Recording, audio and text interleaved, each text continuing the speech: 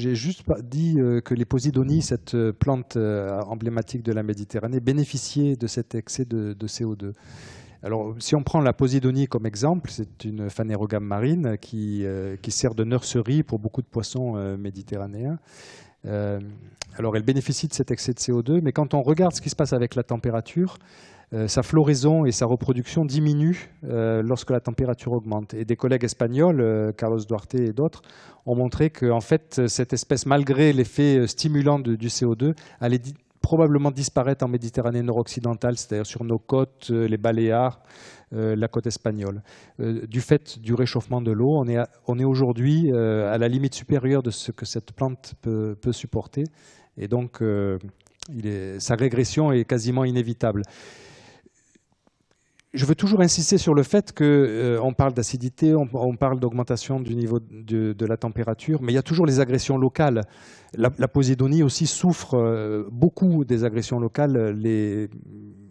Par exemple, dans la rade de Villefranche-sur-Mer, en face de notre laboratoire, il y a des mouillages sauvages de bateaux et malheureusement, je suis navré de le dire, les décideurs locaux ne font rien contre ça et donc les ancres endommagent considérablement les Posidonies. Alors nous, on est là à essayer d'étudier l'impact du réchauffement et de l'augmentation d'acidité de l'eau et puis on voit qu'il y a des destructions massives qui seraient faciles à éviter et donc, voilà. Donc la préservation des habitats, ça vient aussi par des réglementations qu'il faut faire accepter.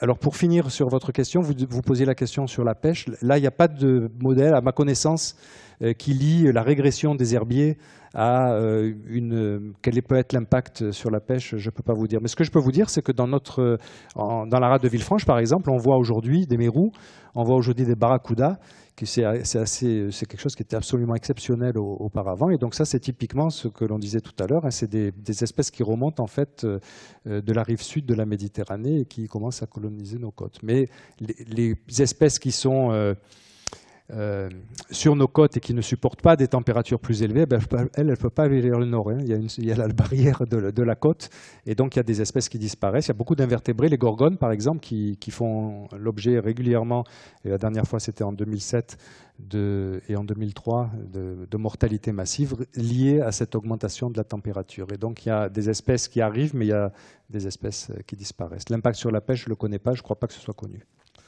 Des herbiers, non, honnêtement, non. Moi, je suis dans un laboratoire où j'ai des collègues qui développent des modèles de cycle de vie pour intégrer justement ces effets d'habitat. Et pour l'instant, les effets d'habitat qu'ils modélisent bien, ce sont des effets de régression de ces zones de nourricerie de jeunes poissons liés à tous les aménagements portuaires, etc. Ils montrent par exemple que sur ces populations de plis et de sols dont je parlais en mer du Nord, les aménagements de l'estuaire de la Seine, depuis un siècle, ont conduit à eux tout seuls et indépendamment de l'impact de la pêche à une diminution de 20% de la population.